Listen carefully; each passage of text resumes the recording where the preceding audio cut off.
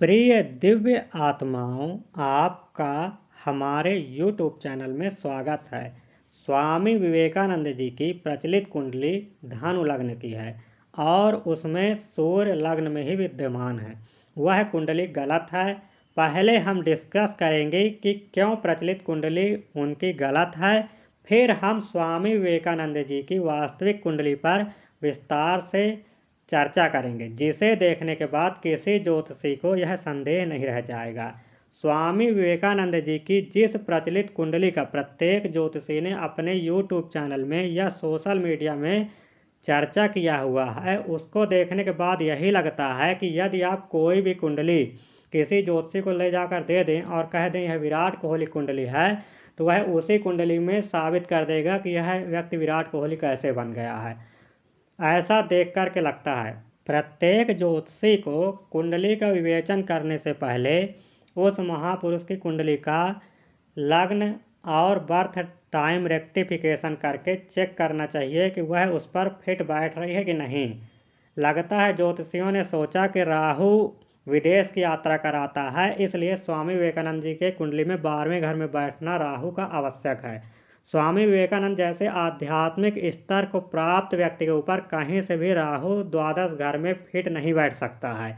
द्वादश घर में वृश्चिक राशि का राहु अपनी दशा में व्यक्ति को चोर, जुआ खेलने वाला, चरित्रहीन, लड़कियों का पीछा करने वाला, यहाँ तक कि जेल जाने वाले दुर्गुण वाला व्यक्ति बना देता है। वह व्यक्ति पढ़ाई भी अपनी ढंग से पूरी नहीं कर सकता है। यहाँ तो राहु की महादशा भी स्वामी विवेकानंद जी के युवावस्था में ही चल रही थी, जिससे उनको बहुत बड़ी हानि उठानी पड़ती, उनकी आध्यात्मिक प्रगति संभव ही नहीं हो सकती थी। इसलिए द्वादश घर में राहु किसी प्रकार से संभव नहीं है। 11वें घर का राहु ही उनको लाभ करा सकता है, क्योंकि उनकी एजुकेशन पूरी हुई है, वह भी अपने ही स्टेट में, अपने ही राज्य में पूरी हुई है, उनको विदेश भी नहीं जाना पड़ा है। कुंडली में 11वें घर में गुरु है, उसकी सप्तम भाव में दृष्टि, सप्तमेश का शुक्र के साथ बैठ जाना द्वितीय भाव में, और साथ ही गुरु की दशा भी आना, यह निर्धारित कर देता है कि हर हाल में उनका विवाह होना चाहिए और कम से कम 2, अर्थात एक तरफ घर वाली और एक तरफ बाहर वाली का संबंध इस कुंडली के हिसाब से होना ही चाहिए। इसके साथ ही कम से कम 3 से 4 पुत्र होने चाहिए, क्योंकि पंचम भाव में मंगल और गुरु दोनों का प्रभाव बना हुआ है। यह कुंडली कहीं से भी उनके संन्यास के रास्ते में ले जाने में भी सक्षम नहीं है, और ना ही ऐसा व्यक्ति बहुत अधिक परिश्रमी या मेहनती हो सकता है। वह एक जगह बैठ करके आदेश देने वाला व्यक्ति होगा, वह अपने परिवार में ही रहेगा। आगे हम उनकी वास्तविक कुंडली पर चर्चा करेंगे तो आपके सारे डाउट क्लियर हो जाएंगे। यहाँ पर जो मैंने उनकी वास्तविक कुंडली बनाई है वह मकर लग्न की है।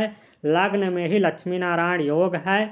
यहाँ पर आप बहुत ही ध्यान से देखेंगे, स्वामी विवेकानंद जी का जन्म हस्त नक्षत्र में हुआ है, जिसका स्वामी चंद्रमा है। चंद्रमा मनसो जाता, चंद्रमा धर्म के स्थान में बैठा है। स्वामी विवेकानंद का जन्म चंद्रमा के ही महादशा में हुआ है, चंद्रमा के ही नक्षत्र में हुआ है, और चंद्रमा कुंडली के धर्म स्थान में विराजमान है, जिससे यह स्पष्ट होता है कि उनके जीवन का मुख्य उद्देश्य धर्म के क्षेत्र में ही कार्य करने के लिए हुआ है।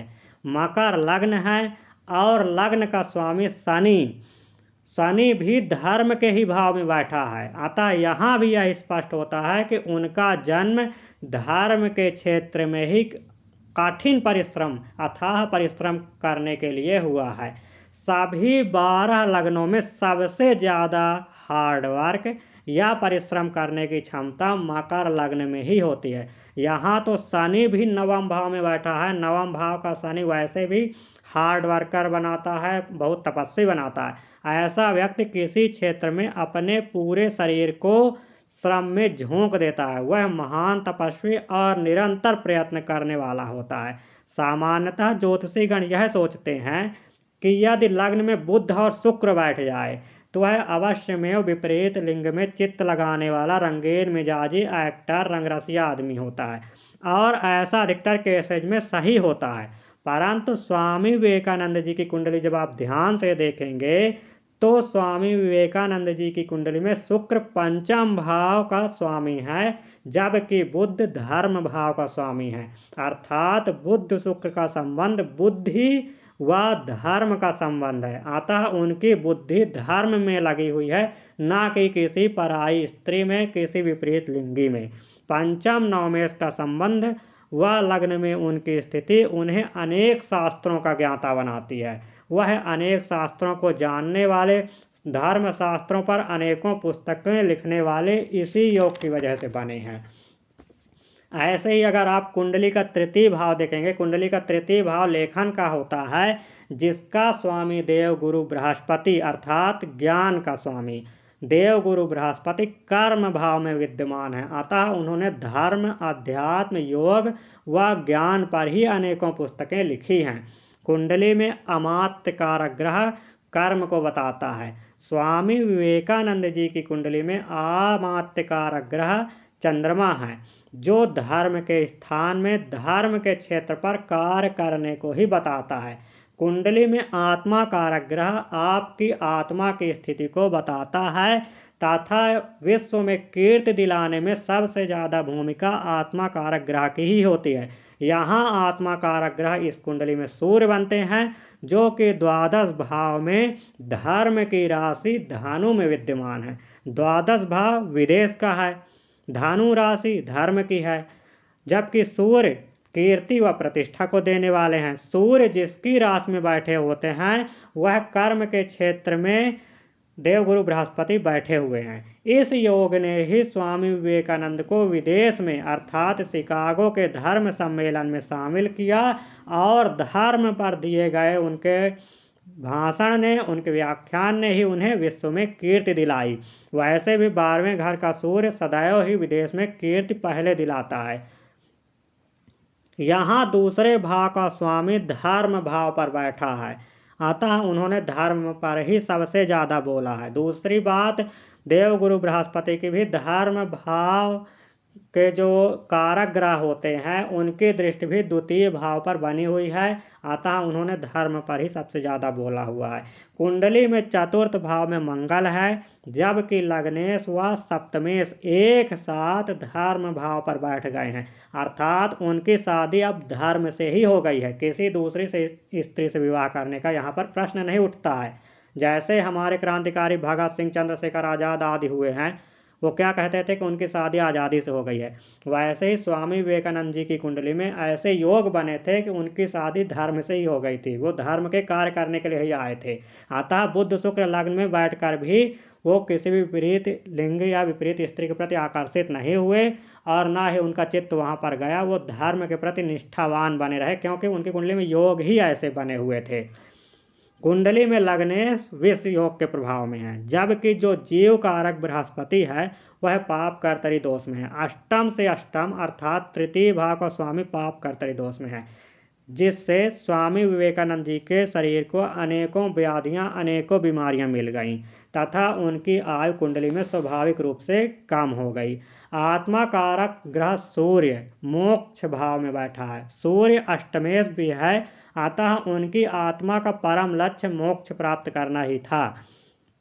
इस कुंडली में एक बात खास और है कि अगर आप ध्यान से देखेंगे तो आत्मा कारक ग्रह सूर्य अर्थात आत्मा का कारक ग्रह सूर्य और जीव का कारक ग्रह बृहस्पति के मध्य में माया अर्थात राहु विद्यमान है। अतः स्वामी विवेकानंद या तो अपने आखिरी जन्म में थे या तो एक जन्म उनको अभी और लेना पड़ सकता है।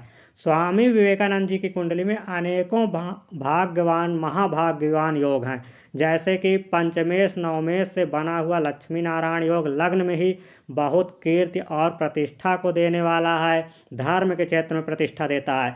वैसे ही उनको बुद्धिमान भी बनाता है, क्योंकि पंचम भाव का स्वामी ही लग्न में बैठा है, शुभ संबंध बना करके ज्ञान के क्षेत्र में, लेखन के क्षेत्र में हर जगह उनको कीर्ति देता है। वहीं आप ध्यान से देखिए तो इस कुंडली में नवमेश दशमेश का संबंध अर्थात धर्माधिकर्माधिपति योग भी बना हुआ है, जो उन्हें धर्म के क्षेत्र में अति प्रसिद्धि देने वाला है। पंचमेश नवमेश से बना लक्ष्मी नारायण योग उन्हें भगवान विष्णु का श्रेष्ठ सच्चा भक्त भी बनाता है। कुंडली में विष योग जिस राशि में बैठा हो, जिस राशि में बना हुआ हो उसका स्वामी तथा वैराग्य के कारक ग्रह केतु जिस राशि में बैठे हैं उसका स्वामी दोनों के बीच में मधु संबंध लग्न में बना हुआ है, जो उन्हें मेडिटेशन के क्षेत्र में पारंगत बनाता है, उन्हें घर से संन्यास देता है और उन्हें योग आदि का भी ज्ञान देता है। कीर्ति देने वाला ग्रह जो है भगवान सूर्य गुरु की राशि में बैठे हैं। गुरु के महादशा में ही उन्हें विदेश में कीर्ति मिली है और गुरु की महादशा में ही उनका शरीर भी छूटा है, क्योंकि गुरु पाप कर्तरी दोष में भी था। कन्या राशि में धर्म भाव में लगने व चंद्रमा की स्थिति से उन्होंने रामकृष्ण मिशन जैसी संस्था का संचालन भी किया है और यही योग उनके पिता की भी आयु को कम करने वाला है। तो